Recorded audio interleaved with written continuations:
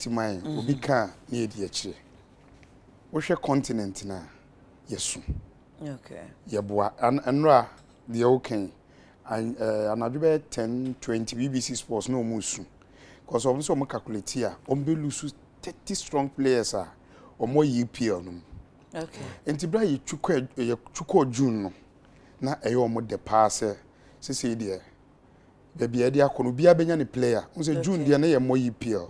Other leagues ni nya May e no mo break. Enti bra de African Cup no ko June no na energy wo ho. Okay. Ye hu dia ye omo say weather ho nsem ne nkeka ho ne ade enti ye nsan from January. And they omo ya pa omo su say. Me ka say Cameroon no na wa ko places are request no. Cameroon na ko place request no. But yen hwe ne say ye ba World Cup 2022. Ye kwa ko bo kata. Weather no ne ade omo kire say weather no ho nsem ne ade. But eye ba bia hye no no. Nti no den asa abre ne ye bebo no. On. Na ye de akọ June ma abotaba. There are so many players who lose some position because of Cup of Nations. Nti edu ba bia o friend cross member na amama nyina like you make up this African we say you know CAF no ya anti ye ho asese okay sisi ayi de ye nhihye mu no eni mpo se be ye bebo ye professional players na omo so beba omo be ko omo adwuma mo wo mo no ye mfamra June sabre na Cameroon ni wo esi den na dru ni so a wo be hostu nti afi de wo this request ya ko we simple analogy say I say yes we be anya kro no be bon so ye be chi ntia so mo bia leeway ni say onye de opa obey but say wo hyemra say we na di yeso ana say we na beboa ye nyina ade a because o see a picture na kese say Africa de be ne ye ama ye ho a ebe ye yi sa na me kan say ye nyina na ya ka say ye beboa na one country pe place request na ye betia enti na wo say eja no eye CAF head office no and na wo say catch Cameroon for the Cameroon for yi de mo kan ya te na mo de be ma tournament na ye de no ni so bia nsa be kan player ebrepam because Cameroon say bi to Matip edu ba bi o say me lose me me club positioner national team me bobe 3 bia the whole year matches no kram ra che say obo 7 matches ma o man na say matches ni bi mba na club so mfa ma emra enchire no but eba club side but me abo so many matches league EPL on 38 matches o bonding boss ani a o be no 38 no eno so na omo body didi anso na we bo FA Cup or bo EFL Champions League intina matches ni bebre de ma eno so na sebe ema odidi enti senka ye hwe ne yetena ase so okay ye nya de be ya players no ebenya kwan aba a team like Crystal Palace Jordan Ayew hwe bo ase si oboma omo so on be lose no for 6 matches on just a calculation no on bo 6 league matches na player ni mobi menti kafa since say so man bi so ba no ka so me so me special request where the one promote ye born in September yes ye be kwa ko born in September because the next tournament say Guinea Bissau also na wo hwe ne tropic area nsuo bre ne nkeka bre ne ade so no so ka say o shift ya command bia say de wo kana me no ya adwen de be ne be ye no ontini nyina ye ti say de uko UEFA owo date o de bone de on sesa no wo hwe om calendar ya even EPL o mo June ho no na ne weather na ye den ya na me ka say wo ma ne kwan de a say de wa wo kan ye no wo ma kanti bia kwan a wo pa memra Ghana ye be ka say ye nyim free June ne mfa nko October sa abre ne bia ye ho be han ye but ye nyina kotena ne ye hye say de koye wo Egypt no sa na beboa ye nyina sa na ebenya players no sa na ma tournament na de na ya ade ba ko wo mu ni say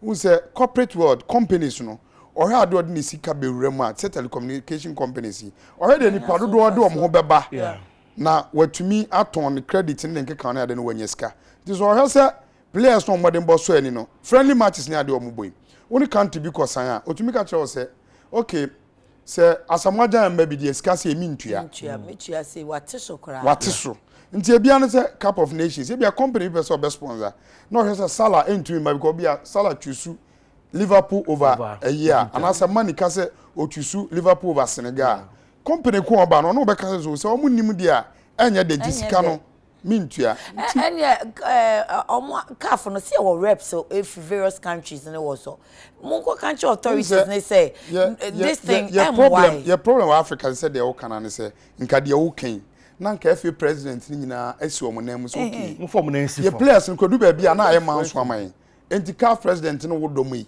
yen aye FA president no mo my problem enti mo nkwa adwen fofo na mo fa mu afofo mre yeah omo ye ne sa ebe yi because bi se Ghana say ketokre kutu obedu ba bi na aye asma ma no ko Jordan yi no mo ne ade be so okay se me club ebe ye dia me ba kra me ne me hombo ana ye ko ne ye nya results time ntima enye ni se ye ka che nya results aye ba Uncle Kate we fafa soji udi enti shase lobby unuanom a wo mo ewo omo ye GFA president what GFA wonu ye FA president wo mo various countries no eni wo mo eni ho nkomo na champion sa ade no na kwaka che se CAF panin ye fe ne say I had to go one Amada no ka che se ye fe ne pa won de ni enim so be bibi papa won me asomasi die bi enti won sesa ne suban no won sesa adwen na wafa Uncle Kate we ye no project Kate won na yensan emra yechi cause it be nye fine sir about you know a video bro from na dey send Amada man obehe that say omo hwe no form na nsi Uncle Amada we the people of Africa don't like what you are doing. CAF is not for only you. It is for all of us. Please let us maintain the date. Early part of the year. That is what I am telling you. Uncle, I am telling you, one country cannot decide for all of us. If we agreed in Egypt that it is between January to March, let us stick to that for the benefit of our players, the professional players outside, so that they also get their dada Adrian. Kaka French suchire Cameroon for. Ki je m'appelle my French teacher mi si joko to rebe wonde ma mi first year ya mi enko ai what you be a word mem na the boss ba akoko na ro de oba afoforo na osoma nso nko taduan mre no wo taduan ba gu ayi ba no se boss adezi de oda hwini you kro na okwa na ziman kwa na onu yi so apam we met the Hankani French channel say I saw you already na isa ya tuka wa apem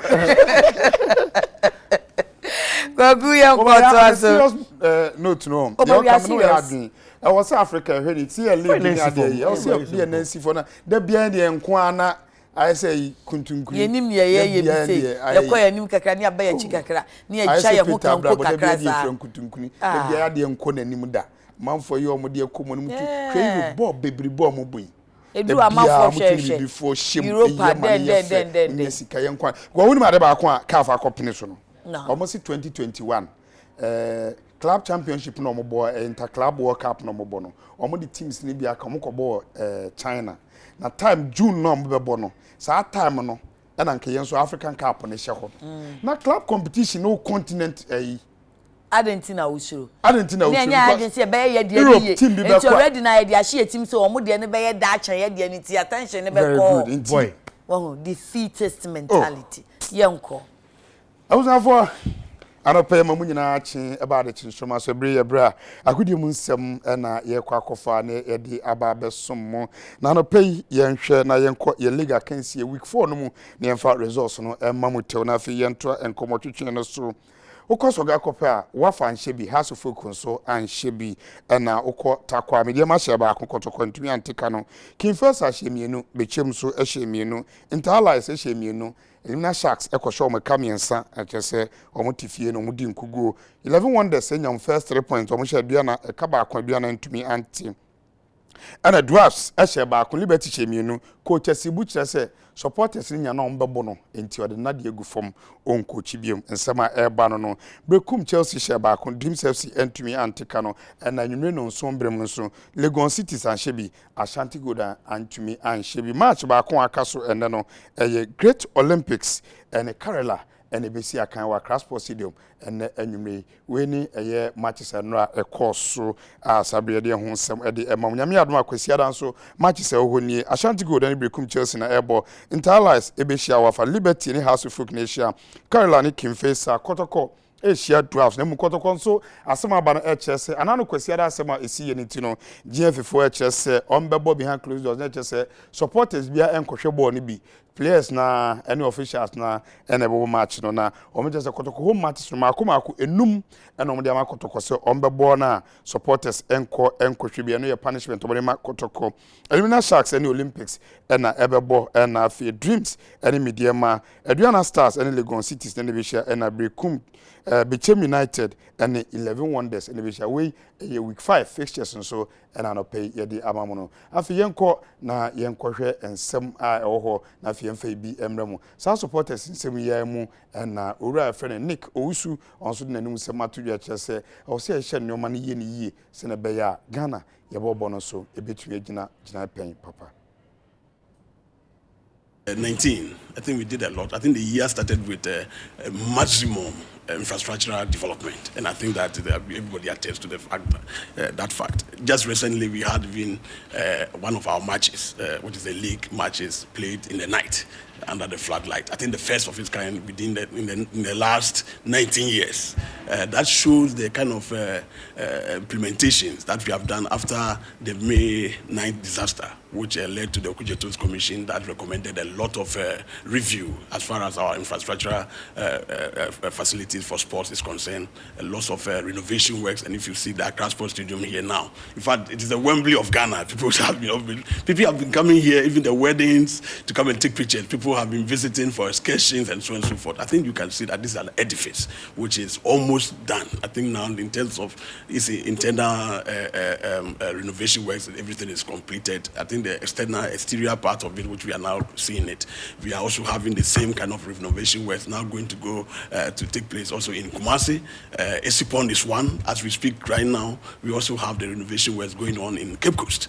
Right, and this is beside the 10 additional sporting facilities, stadiums that have been added across the country. All the 10 old regions are actually being equipped with one new sports stadium. And this is not just a simple sports stadium. It's a stadium which comes with many other facilities to allow for almost about 25 different sporting disciplines.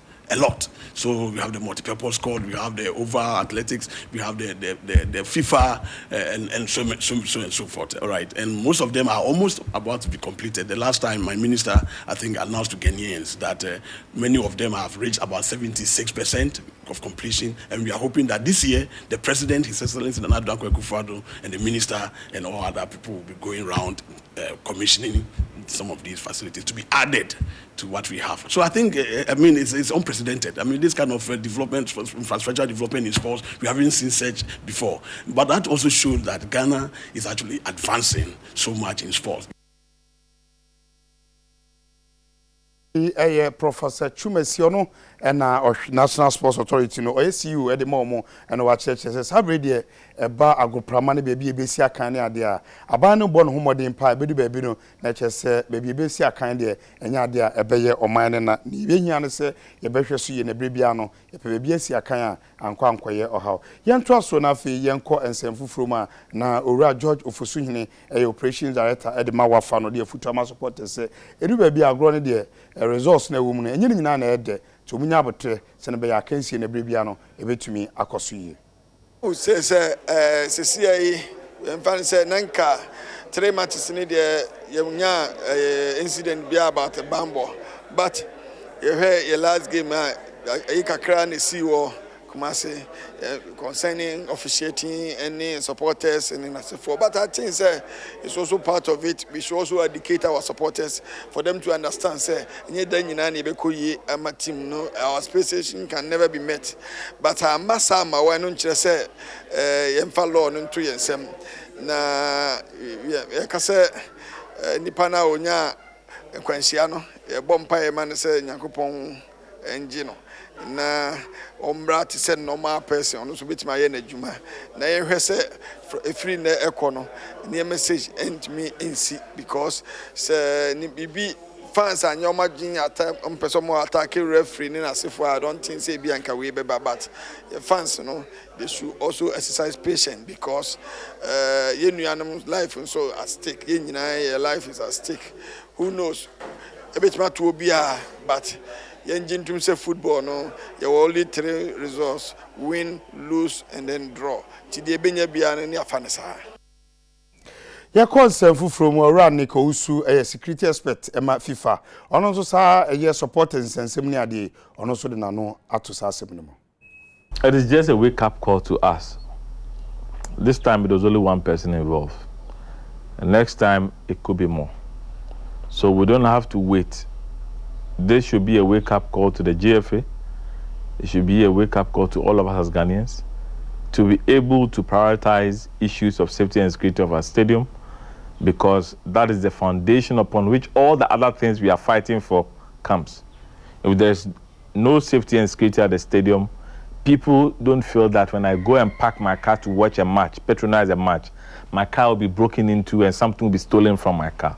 If people don't think that when I go, there will be stampede and I might be involved. People don't think that there might be shooting or people, so it has a ripple effect. When there is insecurity, there's low patronage. When there is low patronage, there is low revenue. When there is low revenue, it's not appealing to sponsors. So the foundation is ensuring that people can come in safely and live safely. Create a situation where it is safe for kids, it is safe for adults. Afe yenko European transfer window January mu na ewe amanfo ni abre players ni bi account e sanse January ending na second window no akoda wiye. Nemanja Matic Esiakan Edema Manchester United EPN Ebuna reporter if Italy Ebane say AC Milan ashase and Manchester United Edia Brantia Matic ehunkomo. Everton Stories Esiakan Edema Grêmio Brazil Mulega Mubon Emu na Neban Edise Everton Bobokuno mo EPN Emu so ashase and Brantia Edin komo so njipine Embra Esiakan Emu England. Mariano Diaz Esiakan Edema Real Madrid na kwa Diama Brantia so benye biabo Real Madrid. Na Benfica Eden Krata akoma Real Madrid Manchester Brantin enyebi emboa omunja ne kwano bra Portugal embassy akan emomo. Matheus Fernandes Esiakan Edma Palmeiras Brazil na reporter Eban Edise Barcelona ene Brantin akonti ase waje pene se obefi Brazil mind emu edeni ache Spain abesi akan ama Barcelona. Suso midfielder Esiakan Edma AC Milan Italy na Atletico Madrid ariata se ekwembia so no se transfer window Eban ewie na Brantin aje pene abepim Spain wabesi akan amomo. Manuel Neuer Esiakan Edma Bayern Munich German Bundesliga emu na Brantin reporter Eban Edise Juventus ashase ene Bayern Munich edi ko abia ekunenima Manuel Neuer ebekwa kupim Italy akosi akan ama Juventus. Luke Shaw led back at Manchester United na Leicester City ashase ene Manchester United edin honkomo. Donny van de Beek Esiakan Edma Ajax Amsterdam na the reporter Eban Edise Enkrata esune de Real Madrid ene Ajax Amsterdam akonti ase maje penesa Brantin no ebi free Holland in ache Spain ababesi akan ama Real Madrid.